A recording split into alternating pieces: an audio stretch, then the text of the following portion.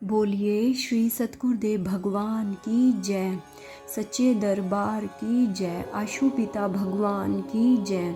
गुरु प्यारे साधकों, एक शिष्य के अंदर जो सबसे ज़्यादा होना चाहिए वह अपने गुरु पर विश्वास होना चाहिए। हमें कभी भी गुरु के वचनों पर संदेह नहीं करना चाहिए, क्योंकि जिस शिष्य के मन में गुरु के प्रति संदेह आ गया वो शिष्य कभी भी भक्ति पथ पर नहीं चल सकता। वह कभी ना कभी इस भक्ति पथ से जरूर विचलित हो जाएगा। इसलिए एक शिष्य का सबसे पहला कर्तव्य यही है कि वह संदेह रहित रहे। वह अपने साथ वालों को भी संदेह रहित रखें और संदेह से निकलने के लिए हमें सत्संग, साधना और सेवा के सहारे के द्वारा हमें गुरु पर अधिक विश्वास रख सकते हैं। तो चलिए सुनते हैं आज का अनुभव। आज का जो अनुभव है वह भी संदेह के ऊपर ही है, जिसका टाइटल है कि संदेह मत किया करो। और यह जो अनुभव है यह सत्यवती वर्मा जी का है, जो कि रहने वाली है बुद्ध विहार दिल्ली की। वह बताती हैं कि एक दिन गुरु महाराज जी के समाधि में जाने की सूचना मिली। ऐसा लगा मानो पूरा संसार ही समाप्त हो गया हो। माता पिता का साया तो पहले ही सर से उठ चुका था, अब परम पिता ने भी हाथ छोड़ दिया। घर वालों के बीच रहते हुए भी मैं स्वयं को बहुत अकेला अनुभव कर रही थी। धीरे धीरे समय बीत रहा था और अब संसार के लोगों ने भी ताने देने शुरू कर दिए। उनके उल्हाने, उनकी तरह तरह की बातें सुनकर मन और परेशान हो गया था। आज अंतः अनुभूति के इस पृष्ठ पर मैं एकदम सच कहना चाहती हूँ। लोगों की बात सुनकर मेरे मन में भी परम पिता की समाधि को लेकर संदेह उत्पन्न हो गया था।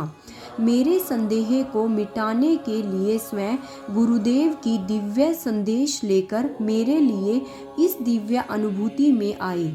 मैंने देखा मैं पीतमपुरा आश्रम में सेवा कर रही हूँ। मेरे साथ और भी बहुत सारे सेवादार गुरु बहनें अपनी अपनी सेवा में जुटे हुए थे। उस दिन आश्रम में बहुत सारे लोग आए हुए थे। थोड़ी ही देर के बाद मैं आश्रम के गेट के पास जाकर खड़ी हो गई।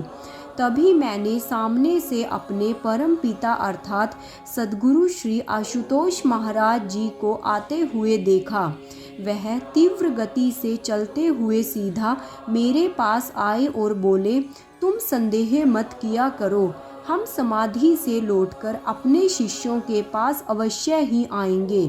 गुरु प्यारे साधकों, एक साधक के पास गुरु महाराज जी की दिव्य अनुभूतियों के अलावा, उनके दिव्य मार्गदर्शन के अलावा और कुछ नहीं है। क्योंकि हमारे गुरु पूर्ण हैं, तभी तो वे हमें अनुभूतियाँ करा सकते हैं, तभी तो वे हमें अंतःकरण से संदेश दे सकते हैं। क्योंकि यह सामर्थ्य हर किसी के बस का नहीं है। एक पूर्ण सत्ता ही यह दिव्य लीला कर सकती है। बस हम सबसे पहली बात तो यह है कि अनुभव कराना हर किसी के बस की बात नहीं है। आजकल संसार के अंदर काफ़ी तथाकथित बड़े बड़े गुरु बैठे हैं, जो अपने आप को गुरु पद के लिए उत्तम समझते हैं, पर वो भी अनुभवों के लिए तरसते हैं और उनके शिष्य भी अनुभवों के लिए तरसते हैं। पर हमें धन्य होना चाहिए ऐसा गुरु पाकर, जिसकी एक झलक से ईश्वर तक हमें दर्शन देने के लिए चले आते हैं।